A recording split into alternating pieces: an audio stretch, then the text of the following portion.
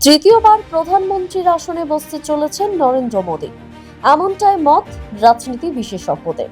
আর তার আগেই বিশ্বের অন্যতম বড় পত্রিকা নিউজউইকের কভার পেজে জায়গা করে নিলেন মোদী। 40 বছর পর কোনো ভারতীয় তাদের এই কভার পেজে জায়গা করে নিলেন। আমেরিকার বিনোদন জগতে ফোর্বস ম্যাগাজিনের মতোই জনপ্রিয় ম্যাগাজিন হলো নিউজউইক।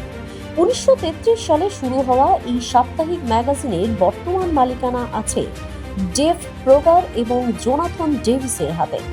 সব মিলিয়ে 64টি দেশ, প্রায় 100 মিলিয়ন মানুষ বর্তমানে এই ম্যাগাজিন পড়েন। নিউজউইক ম্যাগাজিনে সাধারণত আন্তর্জাতিক ইস্যু, টেকনোলজি, ব্যবসা, সংস্কৃতি এবং রাজনীতির গভীরভাবে বিশ্লেষণ এবং মতামত প্রদর্শন করা হয়। সেই বিশ্ববিখ্যাত ম্যাগাজিনে একটি বিস্ফোরক ইন্টারভিউ দিলেন আমাদের দেশের প্রধানমন্ত্রী নরেন্দ্র মোদী। ম্যাগাজিনের গোটা কভার জুড়ে তার ছবির ওপর লেখা আনস্টপেবল। ইন্দিরা গান্ধীর পর প্রধানমন্ত্রী নরেন্দ্র মোদী হলেন দ্বিতীয় ভারতীয় যিনি নিউজউইক ম্যাগাজিনের কভারে নিজের জায়গা করে নিয়েছেন।